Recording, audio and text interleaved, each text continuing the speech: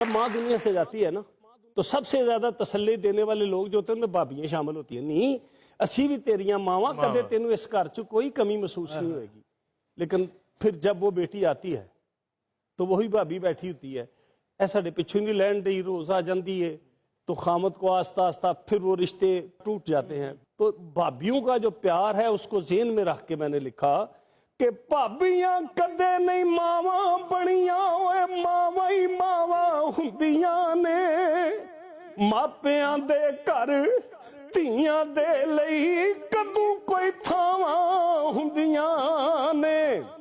ओहो ही घर वे ओहो ही वेड़ा,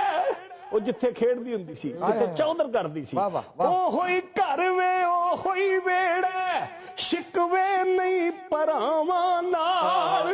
ਮਾਂ ਮੈਂ ਹੁਣ ਨਹੀਂ ਪੇਕੇ ਆਉਣਾ